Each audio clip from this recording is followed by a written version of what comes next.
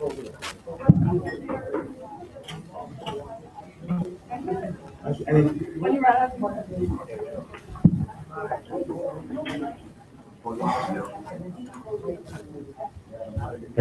everyone. Okay, so welcome to the second town hall of the school year. For some of you, it may be your second time around visiting us in the library. For those new members, welcome. So Student Voice is a initiative and a medium for you guys to voice your opinions from OSV, the group OSV.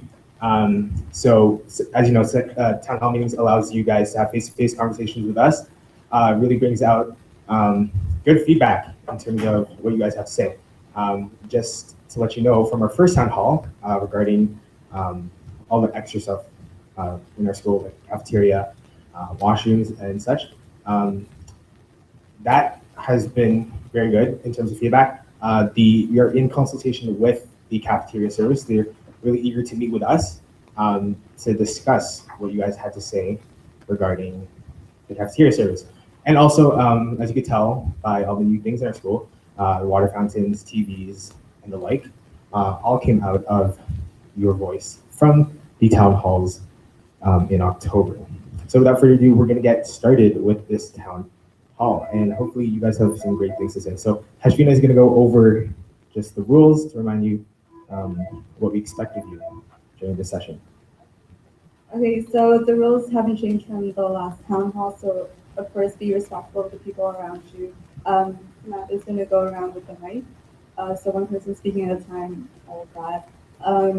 Also, don't name call anybody, like your friends, if your teachers, if you're criticizing something, don't mention their names. We want to keep this anonymous, we want to keep this general, but still make it very detailed in what the content of what you're talking about. So, introduction. So let's get into our first topic of discussion, which will be, let's do physical or resources, which could improve your learning here at school.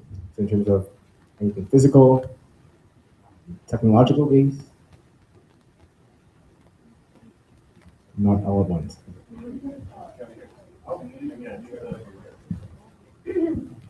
So our class came up with, they want to see better AC systems and something also be done in the portables because in the summertime the portables get hot, and a student brought up an issue about a couple of people last year fainting inside of a portable and stuff like that. Our portable in particular is safe to get really heated also, if something could done.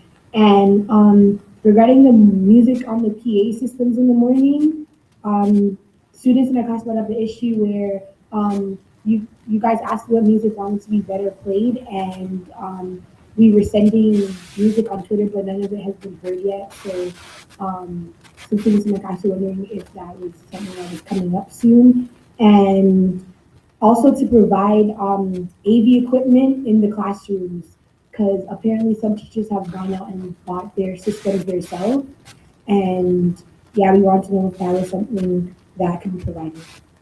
Okay, so let's address some of those things right off. So there's some things that I can have influence over. Well, there's some things that I can solve and fix, and there's some things that I can have influence over. There's a little bit of a difference there. So when it comes to the AC, 100%, you're absolutely right. We had a very warm school at the beginning of the year and then a very cold one during the winter. If they could just reverse that, that would be fantastic. And lots of conversations. I had lots of conversations about that. You can imagine that a school this size or any school this size, the heating system is a very complicated one. And there was a problem with the heat in the winter. And we tried to address that like as immediately as possible. We were buying space heaters for different classrooms and trying to get to that. That's been a voice that I've had to the people at the board who run the facilities all year. So that's definitely for sure. In regards to the portables, there may be a solution coming for that. We're not going to be getting rid of any portables. We have 13. We're going to stay with 13. But what is, I think, happening is that there's been some portables. There's newer portables that have air conditioning and climate control right in them. And I think we're going to be getting some of those because those are currently at some elementary schools that were getting like an extension put on, or they were getting a new school, and those constructions have been done. So I have been contacted by the board to say, I think we should be getting them when. There was talk about the summer. There's some other construction going on in the back parking lot, so that might not be till maybe the fall. But my thought pattern is I think we're going to be getting all new ones that have that air conditioning in them. They're actually quite, I've been in them. They're quite nice, actually. That might change also the way we put the portables because the configuration of them now really doesn't make a whole lot of sense. And I have a real concern about people parking so close to the portables. When the facilities people take a look, they literally send me a Google shot of the school so they can have the satellite picture of it. You should never have cars parking in between portables because if it's walking through there, you should never have it. That's a really bad idea. So they may be coming up with a different configuration. So there'll still be 13, but they might be in a different spot. But you're right. These new ones are more climate controlled. As far as AV in the classroom, that's kind of what we were hoping for on this. Is so what would you think would improve your learning in the classroom? And I agree totally. I think that digital projectors, those sorts of things are one of those technologies that really doesn't, it's hard sometimes to purchase technology because it changes so fast, right? It's all of a sudden there's a new iPad, all of a sudden there's a new this, there's a new that. But really digital projectors pretty much stay the same. I mean, there's some that don't, some of the older ones don't have HDMI connections, but we can get around that and we can do things with that. So that's definitely something that we're purchasing and looking at. There's a comment about should we have them all mounted in the ceilings, how they're mounted, and so that's where the expense goes way up. A digital projector I can get for around $500. If I try to mount that, that turns into $1,200, $1,300 really quickly. So then all of a sudden you got to ask yourself the question, do I want to buy one that's mounted or three? And kind of at the beginning, because we're trying to do that, but I've probably bought, since I started here last year, 20, 25 of those digital projectors. So we're trying for sure, but that's a good point. Excellent point. What I'm talking about there's some materials that are new that you've gotten. So there's been, I think some of you have seen like the iPads and the Chromebooks and those sorts of things. Is there any of those that you would say, yeah, we could use more of that, or in this class, this subject, we use them and that really works, and then in this other subject, maybe not so much, or maybe there's something else that I don't even know about that would be of interest to people that you think might work. Really, it's what's an example from something that you did in your class that's working. I've heard other students say this before, but one thing that actually I think also would actually help the school a lot, or at least the students, would be a printer, like another place to print it, because sometimes students will come early in the morning and the library is closed, or they're rushing around because they don't have 5 cents. So if there's anywhere else that we can possibly always have access to a printer. Yeah, and that came up yesterday too in some of our meetings, and there's a balancing act that I have with that. I'm not a big fan of, just because I don't manage paper very well, so I try to get rid of paper as much as possible. So when I was at the end of my teaching career, I was doing everything kind of pretty much online because I lose stuff. So and paper's expensive. Paper's real expensive, and photocopying is expensive. But I understand that there's a need sometimes. So I've challenged the teachers to say, can we find out? And there's some teachers who are almost paperless, right? Who don't use paper at all. And so there's some of them in there, but there is that. So what would we need? I'd like your input on that. What would you need to be able to do? If you're going to print, how would you do it? Where are you printing from? Like, what are you printing from? I know yesterday you were trying to figure out another way that people can print it because our computers are still in the library as well. But it's probably harder to get, but Staples has like a kiosk where you just attach a USB and it just does the file from there. So you don't have to like have a computer always running, or you don't have to constantly log into an account. You have a USB key, you stick it in, and then And does the Staples, I haven't seen it, does the Staples one have a pay option to it? yes, you have to pay for it. How do you pay? There is because it's Staples, they have the print and swipe cards. So if there's like any other type of printer that you can maybe drop coins in, or if there's like already a set one for one person and they just come somewhere and that's convenient and they just swipe it afterwards. Okay, I don't know if any of you guys know this yet. There's actually a printing station in the guidance department that has been set up. I've used it twice actually, and I've been able to go during lunch because I have second lunch, contrary to like the library printing, which I can only do during first lunch. And also it's open a few minutes before school and a few minutes after. So I don't know if you ever seen it before? Oh, okay. Well, I guess that's on our part as the OSV. We haven't been able to broadcast that as well, but yes, the guidance department is open for printing, and they have two laptops there for you, in which you can plug in your USB. So exactly what you suggested.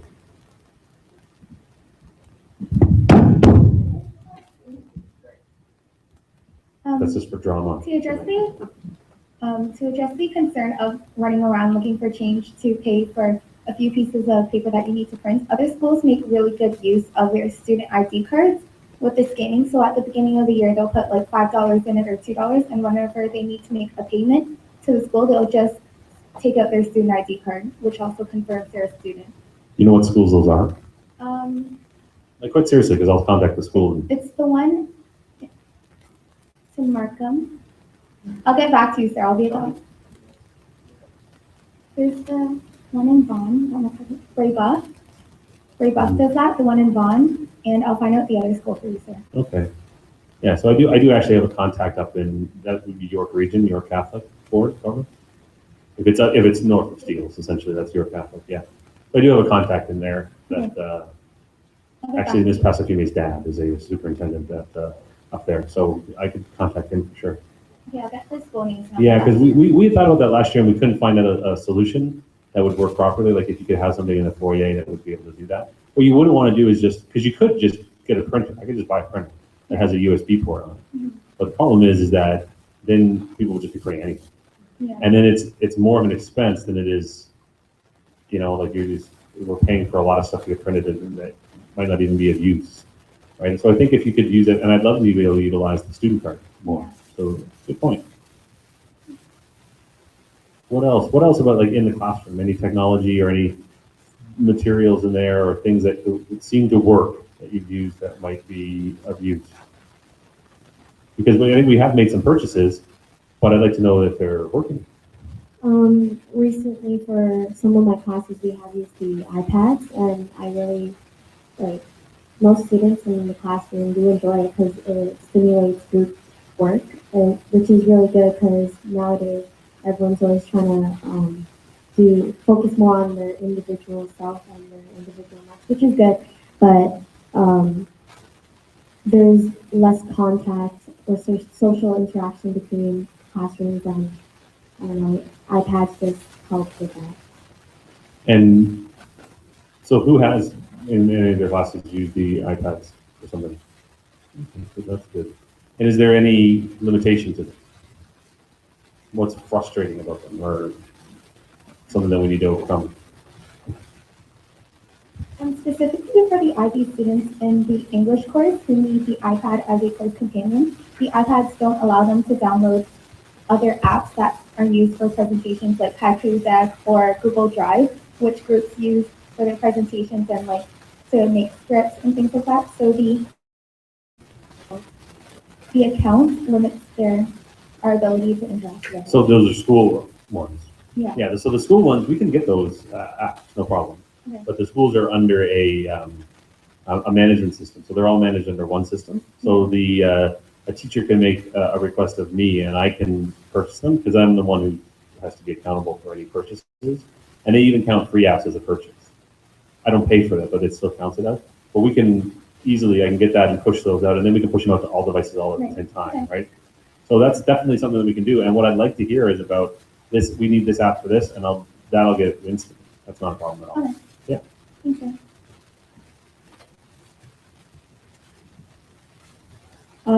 I think that from experience in classes with the iPads, they are very effective for interactive activities. However, only to a certain extent when there are like the groups I've been in had several, like 5 people to an iPad. And I think at that point, since the iPads are mini iPads, it was very difficult for members to altogether use them. And so I think it should be projected to the teachers that each group has a limit to the members using iPad. So right now, you probably see the teachers walking around with those black cases that have, and every department has about 10 iPads now that they can use. So you're saying that sometimes it's not enough. And sometimes if the groups are too big, so you need more, basically what it is. So they can also sign out, there's a cart here in the library that has 30, so they could sign that out to supplement, but every department should have, I think right now, has 10 that they can use. I don't think it's really that necessary to go out and buy more iPads. If we already have the iPads available at school, can't we just ask around if we can borrow extras instead of purchasing more? Yeah, and some teachers have been able to do that, like they borrow and steal, so they take, they borrow from that and see if somebody else can use it. My hope is that all of them would be used all the time, so that there would be a need. Right? They would basically say, yeah, I would like to, but those are being used as well. So if you're able to go borrow from a department that says, oh yeah, they're just sitting in the office, they're just sitting there, then that's kind of a waste. I'd rather the demand be high to say, yeah, we need to buy more, and then I'll find the money to be able to buy them.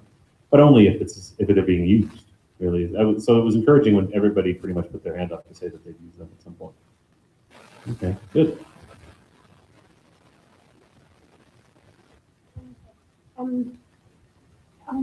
In the beginning, in the instruction, you mentioned something about the TVs that you guys had got, and not to get off topic or anything, but our class talked about the purpose of you guys replaying the same thing over and over again on the TVs. Like, are they eventually going to get to a purpose? Because to be honest, we don't see like them doing anything. Like they're just replaying the same. Well, the announcements are different every day. The announcements are current every day. Yeah. And the videos, again, those are just the starting point, right? I mean, I think there's now 5 or 6 different videos that are on there. And those are because whoever's created them, right? And so my hope is that we'd find more for sure. So for instance, an example would be right now, because Mr. Tanchez is the one who sort of set up the system, and he works with all the councils, he told the councils, can you create like a promotional video to show what you did? So it would be great if there was a commercial for International Night coming out, or during Stop the Stigma Week, there was stuff around that. So really, we've just started, and we're saying, here's what they can do. You can show the videos, they can go full screen to videos. They do have sound. If you turn the volume up, you have sound, but I don't want, like for instance, if we had it in the cafeteria, I might put the sound on it, but I don't want it in sound in the hallways because this class is going on and stuff like that. So right now, it's just, here's what's possible.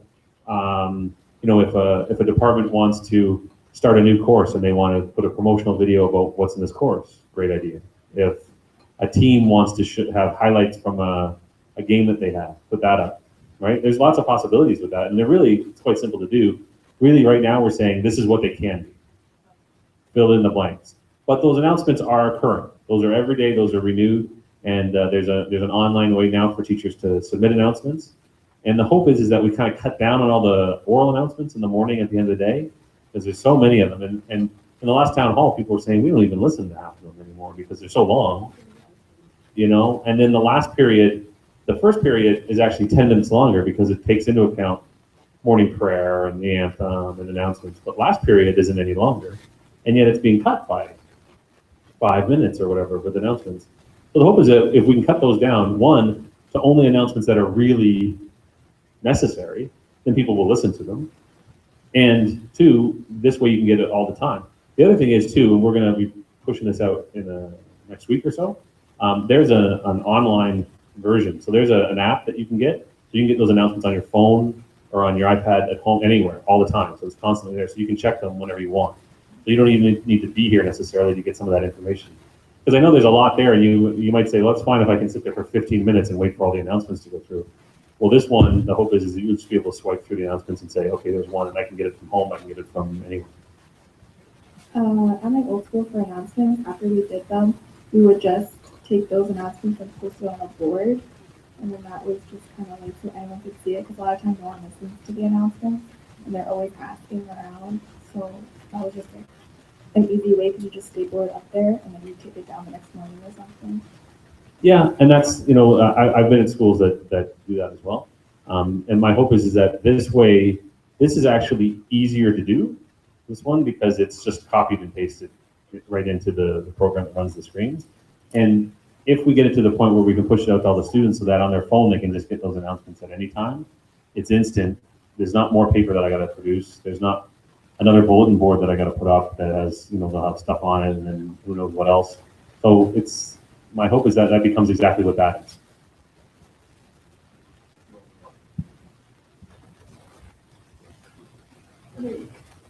So we're going to move on to another question in order to keep the conversation going on a variety of different things.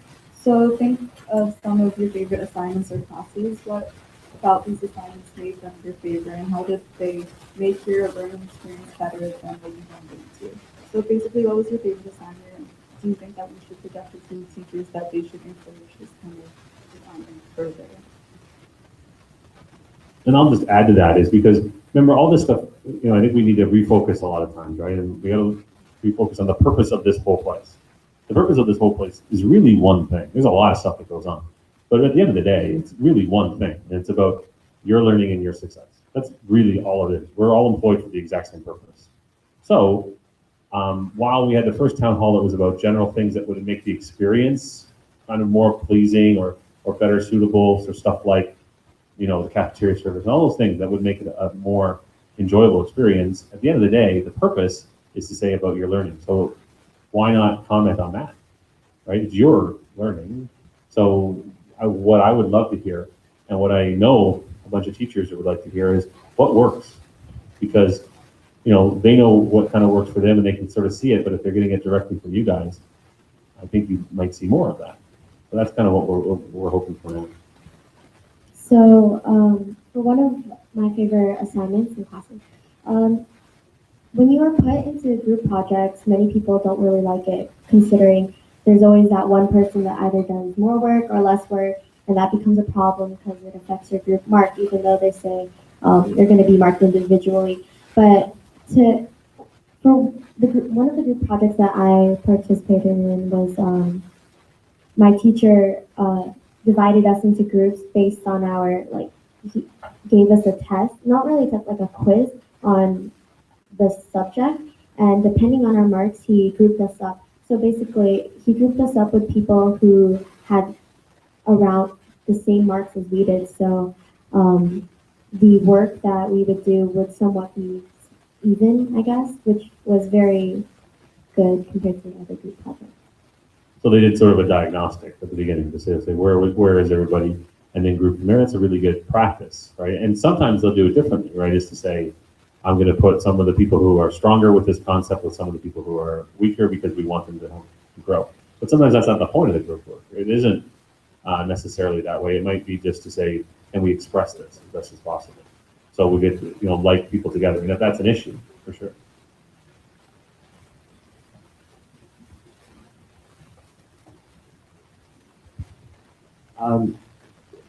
Another assignment type that personally that we like is oral commentaries in IB.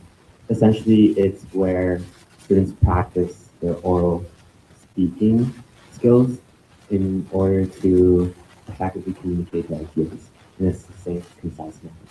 Now, this is a good opportunity to learn from different programs. Can you tell them what exactly happens in an oral commentary? I think some people think it's like a speech, but that's not what it is. Okay.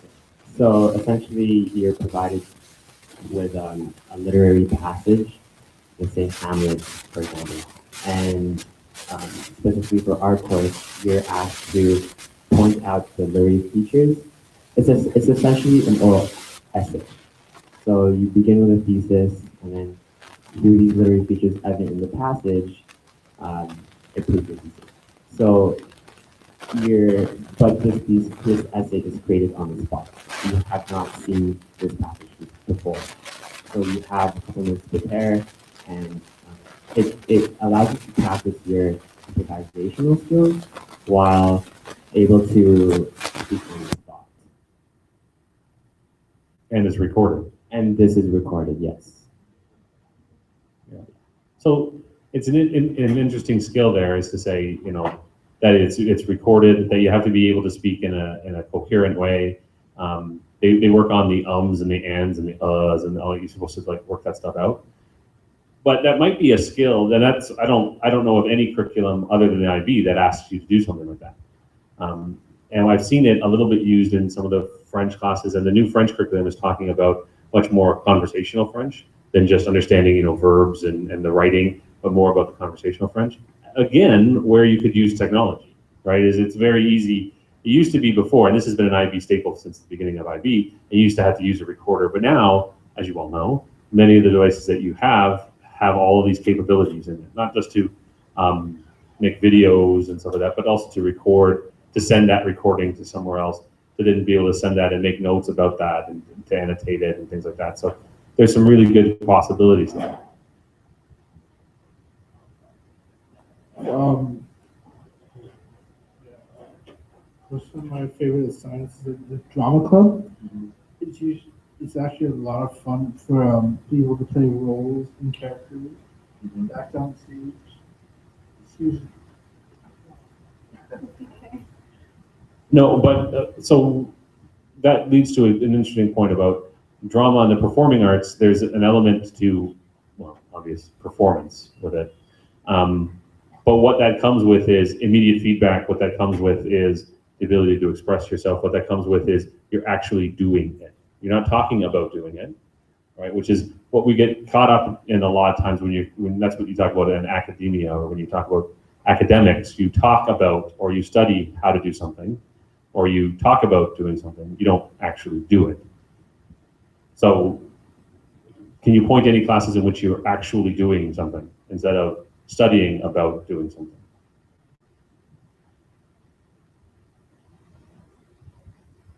For grade 10 introduction to business, instead of we learned all about businesses and I don't know, types of businesses, but we actually got to make our own. So that was cool. We had to make our own product, and we actually sold it to the school. And some of us, we even made $100 profit, and we learned a lot, finance, promotion, all of that. So it was more hands-on, and it was actually really fun too.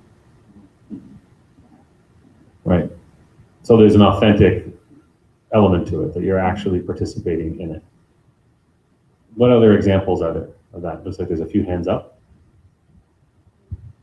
Oh, one thing I want to say that I was thankful for from the school was parenting, because I didn't even realize the cost, how much the babies actually cost, and that so much other schools don't have them. And I was thankful for being able to actually have the experience with the baby, although it was hard.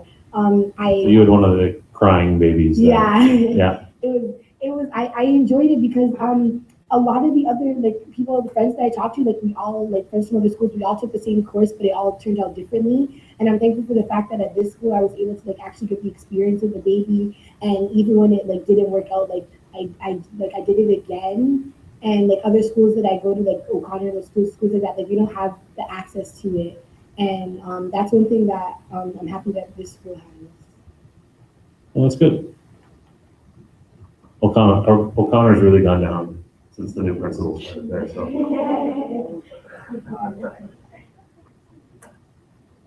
Andrew, Mike there. One course that I think that was really good this year was sports leadership. We had that last year. Mr. Hackett joining it. We've had it for a few years, but yeah. Yeah. Well, now you did. Yeah. Everything's online right now. Every week it's online. You see what you can do. If you're not here, it's still there. Other than that, it's pretty much experience and work like that. Everything's at your fingertips. So the structure of the course, meaning that Mr. Hackett's done to put it online, and that you guys are doing blog writing and stuff like that. Do you do that as well? The actual course itself is on a blog. Right. Every week it's wrote out whatever you need to do, and it's all there. So that structure is really good. So that the idea that there's access to everything, that you can always access it, and that it's somewhere that you can get to. But what about the assignments themselves? I mean, They're all on there. no, but I mean, what assignments worked well? Like what kind of assignments? The majority of them are group-based, hands-on. We're Yeah. creating things, doing things ourselves. The last thing that we did was creating our own industry with advertising, as well as creating our own team to advertise. That was pretty nasty. So you looked at the marketing of Yeah, a, how everything's run and how a lot of the companies gain all their profit. so it seems like people are drawn to those courses that seem to take concepts and apply those concepts to something that's real. You want to put it that way? How often do you see that? How often could you say, and this is not a critique of anything, and in a way it could be a critique of the way courses are set up by the ministry, to be honest with you. But how often do you sit in a classroom and say, okay, I can see using what I am doing right now in my life, not in my life in the future. Right? I mean, there seems to be this delay, and the phrase that I hate more than any phrase in the world when it comes to people your age is when you get into the real world. That's an incredibly insulting phrase, that somehow the world will start for you when you leave here. One, doesn't do a whole lot for my ego to say that, you know, I'm the principal of school of fantasy. That really isn't real or anything like that. But for you to say, how often do you are in a class and you're doing something and you say, I could see using this right now? And sometimes you shouldn't, right? Because there should be that delay to say, I'm building towards something else. But how often do you say there's a skill here that even though it might not be, you know, it might be a skill more than the content or the stuff that you remember the facts, but this is a skill that I see myself using right now, whether it's the job I'm going to go to after school or in dealing with people. How often do you see that? Or what would be examples if you do? One of the main issues that my class brought up was exactly what you just said, relating curriculum to our lives in general. And to be honest, from just we don't see a lot of it. Specifically, like for example, like I don't know, math.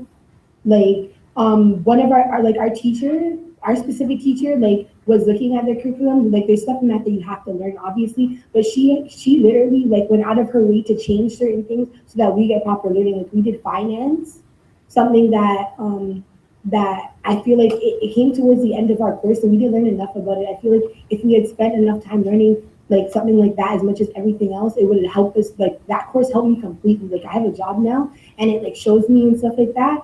But like I feel like if we had more curriculum to like relate us back to what we're learning now, it would be a lot more helpful for our future. Like that, like she helped me a lot because she taught me something that I never taught in any of my 3 years of being here, like in math class.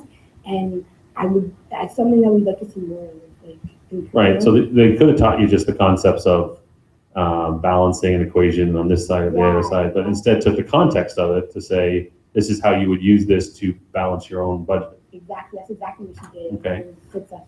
Well, okay. So there's 92 teachers in the school and there's 1,400 students. So maybe there's 1,400 ideas. Did you ever think of coming up with your own ideas about that? Maybe suggesting to somebody, because to be honest, it's a lot for a teacher to sit there and say, okay, I've got 30 kids in front of me and I want to make this relevant to each of their lives, because all of you have different lives, very, very different lives. You're very, very different people, right? And sometimes people call that differentiated instruction, and I think that's a little bit of a myth. But to say, if you were to say, hey, how about this as an idea, right? So for any class here, I mean, maybe if we did this, it would be more relevant to what I'm living right now. It's hard for a teacher to be able to understand, even though we were 17 at one point, a long time ago, we were 17 at one point. It's hard to relate to what it is to be 17 now, what it is to be 16 now. So if you were to sort of step up with that, maybe that would help. Is there examples of that? Do you ever see that? Has anybody ever suggested that to a teacher? Come up and say, oh, this could be something. I have a test right now, but before I leave, I want to address a concern our class had. So this falls under what makes a successful classroom experience, and I'm not sure if this is in other classrooms, but I know especially for the biology room, we need bigger desks, and like the desks are shaped weird, so that like it favors more of a right-handed student rather than a left-hand. See the space missing? Oh, you mean the actual desks? The shape of the desk. The little desks. Yeah, the small ones. That have the bar attached to them, and I hate those. Yeah. You're right, because a lot of them are right-hand bias. Yeah, because my wife's left-handed, and a lot of them it doesn't fit because of the way, because the bar is always on the right-hand side, so you can lean a little bit more to this side. Yeah, and then just the desk is pretty small. Yeah, no, I hate those.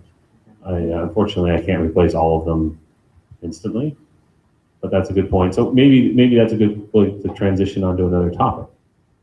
Just classroom dynamic. So let's get right into the dynamic of the classroom. So your interaction with other students and teachers. So what kind of ambiance you get? So my first period class consists of like 15, maybe less students, and it's for a math class. And I find it very beneficial, in my opinion, because the fact that we have less students and one teacher, it gives us more one-on-one time and more questions to be asked and answered. And it helps a lot because usually if you're in a bigger class for a major subject like science or math or English, it's harder to get your answers or to understand, especially when you really need it. Yeah, from your lips to the ministry's ears, I hope. You got to understand when it comes to class sizes, that's pretty mandated, right? So the collective agreement of the ministry says that here's the limit that you can have, the maximum that you can have. And so, for instance, a grade 12 university level course can have 32 students in it. And actually you can have 34. Whereas some of the grade 9 open level courses you can have as little as 15. But that's the maximum, right? But what they also say is that we're going to staff you at pretty close to maximum. So they're going to make them pretty tight. So, really it's not, I'd like to be able to create small classes because we have to create as many full classes as possible because of the amount of staffing that we have. And that's getting cut, to be completely frank with you. So I wish there was a better way to do that. There isn't going to be a change of that, really. I mean, that's always an issue, right? And every study in the world will tell you smaller class sizes to a point. There's actually a level at which if they're too small, they're not productive either. But there's sort of that tipping point, right? And every study in the world will tell you the same thing. If a smaller class will yield higher results. And the ministry sort of says, what can we afford to actually fund? So then we got to look at other ways, given the structures that we have, to be able to get that. So as a teacher, how can I address the needs of the 34 students in front of me? What are the different ways to do that? I think there was some mention about the fact of maybe using some of the tools that are modern tools. That means you can have access to stuff all the time, or maybe there's a way that you can always have access to a teacher and that you can use an electronic sort of email or bulletin board or thing like that that can facilitate you being able to get some of those things. It's not going to change to the fact where all of a sudden I can say, okay, yeah, all of our classes are going to have 15 kids. One, we wouldn't have enough classrooms, to be honest with you. We'd have to get rid of about half of you to be able to house those classes. But if that's not going to happen, we got to look at better ways to do it, for sure.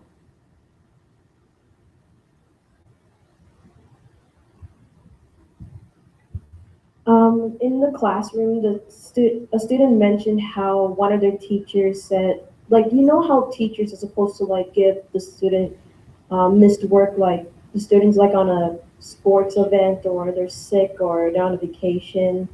A student mentioned how one of the teachers didn't give him or her the work that they missed. So the question is, are teachers required to give students missed work? Well, yeah, to a certain point, right? Absolutely, there is. I would deviate from that when you say vacations. That becomes a big issue, and it's a big issue for me. Is parents will come in and say, "We're going on vacation. We'll be gone for 4 weeks. Can you please get all the work?" No. If a teacher wants to be able to do that, that's fine. But if you're choosing to take a vacation, then you're choosing the consequences that come with that vacation. School is September to June, so that's pretty consistent. At this time, we ask teachers to please excuse the girls soccer. So wouldn't it be great to team not have an interruption by Thank people you. being called in? But otherwise than that, then again, is maybe there's that idea for, is there a way to utilize some of the more not modern things, not even all that modern, to be able to, so that's really an issue, right? Like those classes who are online, that would never be an issue, right? It would just be, oh, I know where to get it, it's there, I can get the work. And there's ways to do that, and that's a learning curve for people, right? Because I mean, as much as you guys need to learn all the content, every adult in the building is learning all this new technology and new things and new ways to do things. So it's a learning curve for sure. But as there's more demand for it, I think you're gonna see more of it. I also just wanted to add in that being a high school student, I feel as if you have to at least carry some type of responsibility. So I think that if you're going to be away for either a sporting event or something like that, I don't think it's really the teacher's responsibility to give you your work. It's your responsibility to come back and say, what did I miss? What can I pick up? Did you hand anything out? Stuff in regards to that. Yeah, I mean, there's where one of the things about high school is a gradual release of responsibility, right? Is that you should get to the point where you're not going to. Because if we are looking to prepare you for the next step, whatever that next step is, this is going to be the last time where people will follow up with you, right? It will be the last time where people say, how were you yesterday? And here's the work you missed. They won't ever do that again. And so you want to be able to get to that point where you're you guys are in grade 11 now, and you're almost near the end of your grade 11 year. And so really that should be something that you work on. So, and a lot of times people will say, it's up to you. And that's a great lesson for a teacher to put out to you, is to say, it's on you. There's a million different ways to get it, but I'm not going to hold your hand through the whole thing.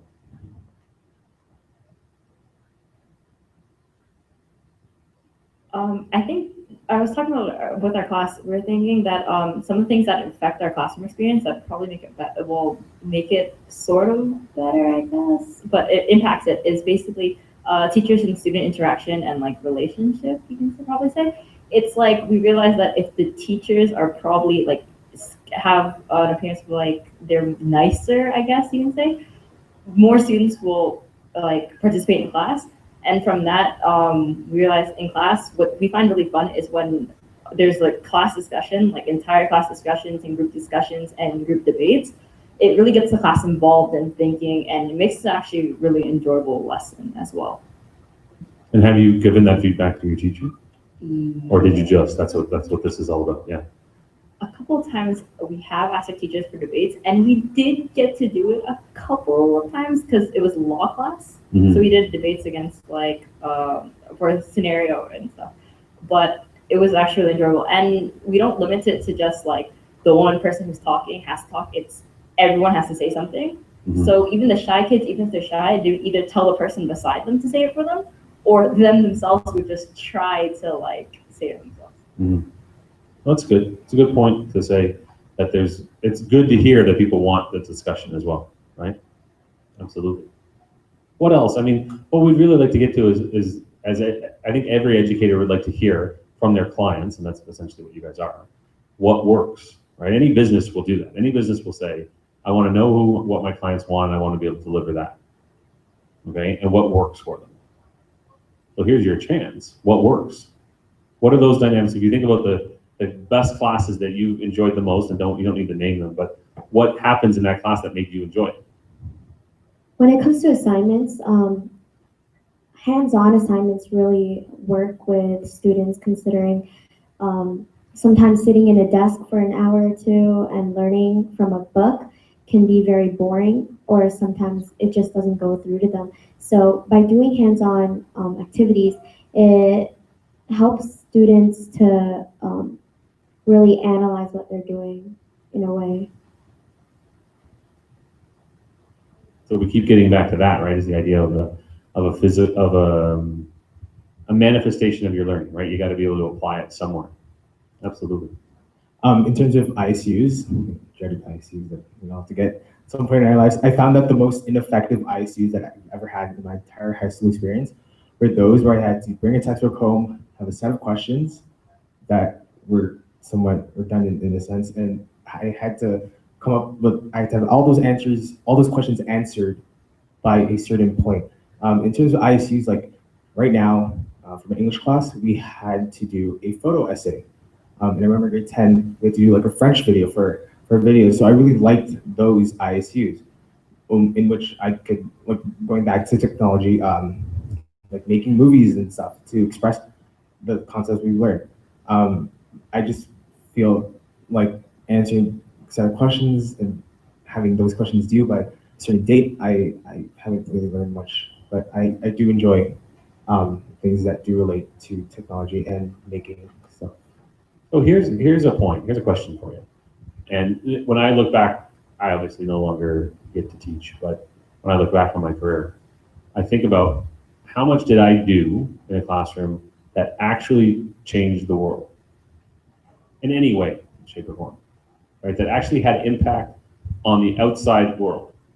So we had a real good example of that this year, and you sort of saw it. It came out of the student voice, the first town halls.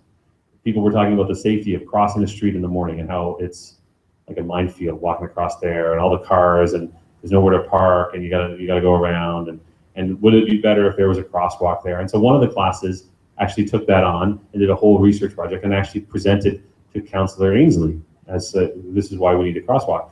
And just last week, Tuesday, I think, or Wednesday, you might have seen 2 cars outside, one that was right on Tamil Shanners and one that was there. They're doing a traffic study. So the city listened to the petition, and you might have had students come to your class and get petitions to sign about the crosswalk.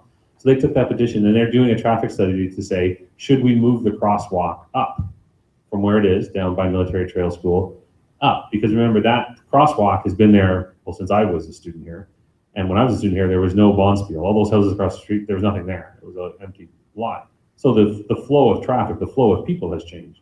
So that actually had impact. So that class did a project that the world listened to, and it may change the world.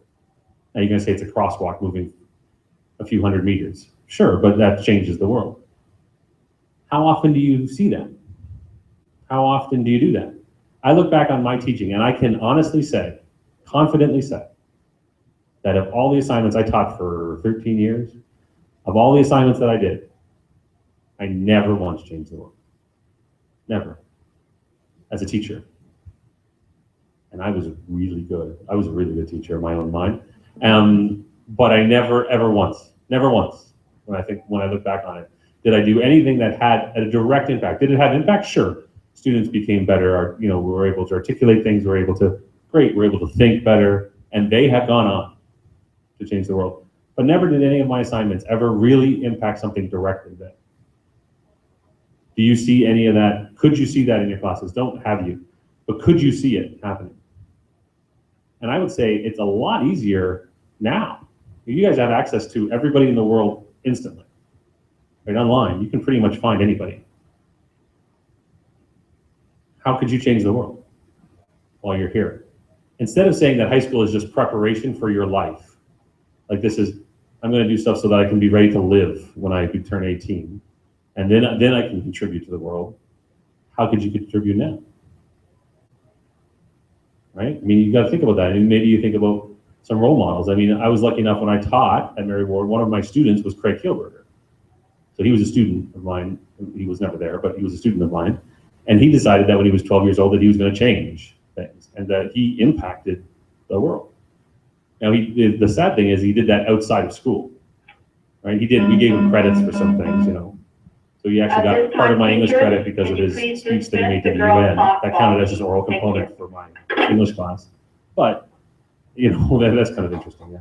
But the question is, what I would love to be able to see is students giving feedback to teachers or to me as an educator too, to say, wouldn't it be great if we did this? And it wasn't, I mean, we see great things with the environmental councils doing, we see great things that all the councils do, but that's kind of outside of the classroom, right? That's extracurricular. What about curricular stuff in which you could change the world? Because you're the only ones who will, right? So I just wanted to add on to what David said about ISUs and projects and stuff. So when it comes to projects, we're already in a school where we are taught that it's good to be equal and equality and all that, like the fact that we wear like the same uniform and work on the same things, it's good. But like when it comes to projects, it's really nice to be given the chance to show a creative component, because I think that's what really shows how we're different when it comes to school, like academic wise, showing a different side other than what's already on the books and stuff. So do you mean like if you had the ability to choose how you would do an assignment or how you would show your learning? Yeah, like if we're given the option to do like PowerPoints or videos or anything really that other ways, promoting other ways of presenting stuff is really good. So do you see, how often do you see that? Are there certain types of courses that lend themselves more to that than others? Is it a grade thing? Are you starting to see more of it in grade 11 than you did in grade 9, for instance, or whatever? I don't know. what's the key elements to those successful assignments?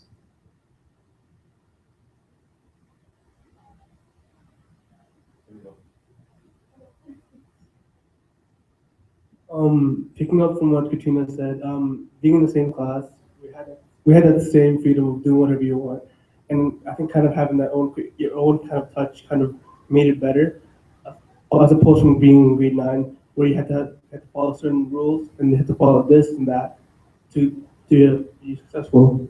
And I think, as she said, having your own kind of touch, it kind of makes what it's like kind of, I don't know how to say it. You own it. Yeah, you own it. Mm. And certain classes kind of lack that freedom, in which will make us successful. So really, it's about choice, right? And so there's a complication. There's a level of complication in that is if we have to depend on the teacher to give you those choices, meaning, okay, here's the 5 choices that you can come up with. And if you're going to say, well, that doesn't fit me, then you're asking a teacher to say, could you know all 32 of us and all of our interests and everything like that, and then be able to make 32 different assignments to fit that? That's an impossibility, right? That's not going to happen. And you guys are changing at like rapid paces, right? I mean, you guys might not see it, but trust me, you are. And so like one day you're like this, and the next day it's this, and it's impossible. It's like every human being is that way. But if the idea is that the choice is up to you, now what comes with choice? Responsibility comes with choice, right? Absolutely. You have the responsibility to choose and then to follow through on it, right? And to choose wisely. So yeah, I think there's both. So I mean, the more that you can say that to teachers, like what's the worst thing a teacher can say to you? No.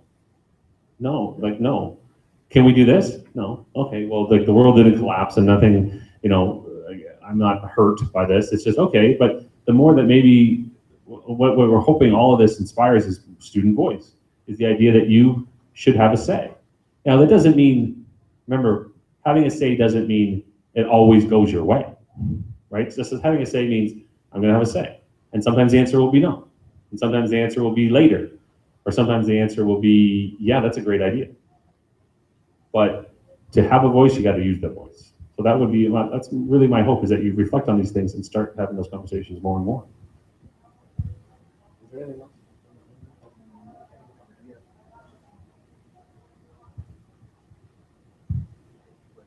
Something that often disrupts learning is the constant announcements to call a team or like to call a class down to go on field trips. I think if students became responsible for what time they need to meet up and where, it would cause less discrepancies in the class when maybe presentations are going on or there's a test, or like just learning with just your teacher talking and your classmates. It's really effective. Yeah, and I think there's a way, again, that's partly why we have those screens, but there's different ways that we can utilize different things to say, let's reach out. I mean, it's silly to say that in this day and age, the same way of communicating to students has been used since I was a student here, right? It's PA, announcement. You don't really need to do that all the time. There's some exciting things that are coming down, so that next year, actually, they're going to be, the board has made a contract with Google, so that next year, everybody's going to be getting Google Apps for Education, so everyone's going to be getting a Gmail, every student's going to get a Gmail account that's going to be tied to their classes. And so like a team, a coach or something could make a contact group of their students really easily. Just click, have a Google Calendar on there that has all the events. You can link that to your devices that will give you reminders all the time. So it will really facilitate communication. So we need to look at those ways to facilitate that, to then say, let's spend more time focused on what we're meant to do, which is the learning and stuff like that. There was a time when that's the only way, would be to go on the PA and say, okay, everybody's got to get down to this point. There was that time. It's not now. Well, I think we're right near the end. Just quickly, Josh and I were talking about how we could see more connections between the work done in class and outside in school, and this relates to the curriculum because in IB we have these things called TOK talks, and this is essentially when we get to really learn more about values in life and things that we could use in everyday life. It's a lot about ways of thinking, analyzing, processing information, And so we think that this is really important. It's not exactly, for us it's a course, but essentially what happens is every few weeks we have this one period where a teacher presents their TOK spiel. It's kind of like a TED Talk, except it runs for the whole period. There are several activities where there is student interaction, and we feel that this is extremely beneficial as to how we learn and how we can apply these things in real life. An example of a TOK talk that we did was with Mr. Adams, where Mr. Adams, right? Or Mr. Burns, Mr. Adams, yeah, where he presented different kinds of music. So he taught us how to listen for these different elements in music and play different kinds of songs, what constitutes a knowledge in this field. And so, and another one was Mr. Kaladi, where he taught us how to apply math in the real world, where the different temperatures in Iceland, whatever, and the latitude, all that stuff. So being able to see these implications incorporated in just one period by a teacher was extremely beneficial for us. So by simply having one period for one academic class or for an entire school, because this is only limited for IB. So we would love for this to be an experience for everyone in the school. So yeah, more of taking a stop. And there's always that balancing act between the, there's all this curriculum I got to cover, but maybe stopping every once in a while and say, okay, we've learned how to do this skill. This is when you might actually use it. I know that's apply it. I would say the bigger challenge is to say, okay, now that we've learned this skill, now let's do it. Not just this is when you would do it, but now let's change the world. Let's change something in the world by using the skills that you have. And there's real examples of how there's some schools, I just was at a presentation about that the entire school is based entirely on them. That's all they do. So there's a problem, they come up with a problem, and then it's the teacher's job, like a real problem in the world, it's the teacher's job to say, okay, to solve this problem, this is the learning we have to do. And then they would create the lessons to learn the stuff that you need to be able to do to solve the problem. Because essentially that's what you're charged to do. Your life should be about, how do I solve X, Y, or Z problems? That's it.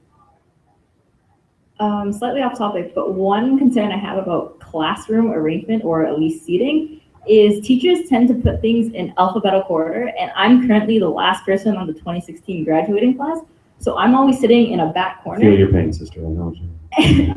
I'm Y. I'm Y. Yeah, I know. I know. I'm W. Yeah. And basically, I actually have this trouble in a couple of my classes. It's either I can't see the board, or I can't see the projector. Students, if there's anybody who would like to collect even if I ask them to zoom it volunteer in, they hours zoom it in, but they today, open another tab and then it's board zoomed out again, and I go now. on to ask Thank you. again and again and again. And the other thing is, you actually, when you're sitting in the back, it's easier to get distracted because you're not sitting at the front, so you don't feel like you always have to focus. So that's why when I don't have to sit in alphabetical order, I always try to get to the front of the class, but then I always get sent back. Yeah. Yeah, so purpose seating is really important, right? And sometimes Just a reminder that there will be that's an important one of the biggest problems that I have meeting with today at the school rows. in room 103. Right, rows indicate that somebody's at the front, somebody's at the back. So maybe there's a Well, different way to do that. committee members, you're Sometimes reminded it's hard to of your do meeting because of today after school the in furniture room or the 230. size of the room. But And to all participants suggest. of the Vow of Silence, please bring any outstanding donations to Ms. Edgecombe in room 210 right at These the end of the announcements are meeting. even after school, like school's over. Okay, so it's a little bit off topic, but in regards to the morning and afternoon announcements, I feel like a lot of us were under the impression that we don't care for them, we don't listen to them. I think in a lot of the cases, so I know I like to listen to them because I'm on the health action team and I like to hear about prom and whatnot. Sometimes just after school or at 2:30, the teachers are just Also wrapping up reminding their to all lessons. pavilion members, there will be Or in the morning, international students are coming late, so pavilion classes being meeting disruptive. tomorrow, So you're not exactly May always able to 13th, listen so to them, please even if you make want sure to. everything is ready So to just, go for the I day. think a lot of us were under the impression that nobody cares for them because they do. It's difficult to. Yeah, and I think sometimes when there's a lot of them or when there's repeat ones for 5 days, there's some talk, I know at some schools I've been at, they actually do announcements at the end of first period, not at the beginning. So they do at the end of first period, so if students are late and things like that they can get to it. So. Well, it is past school time, so thank you all very much. It was very informative. Thank you. Great. Okay, that was the least effective formal sign-off ever. Thanks, guys.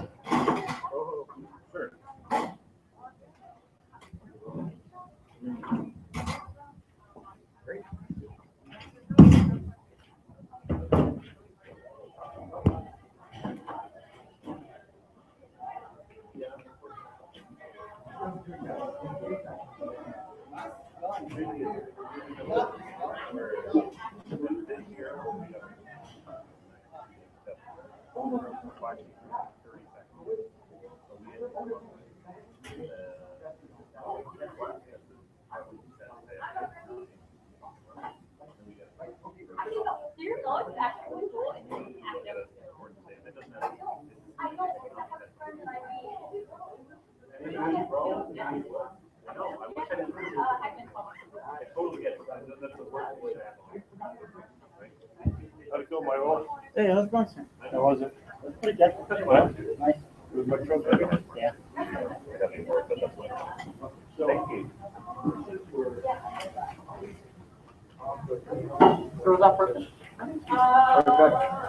Hang on, we're still broadcasting.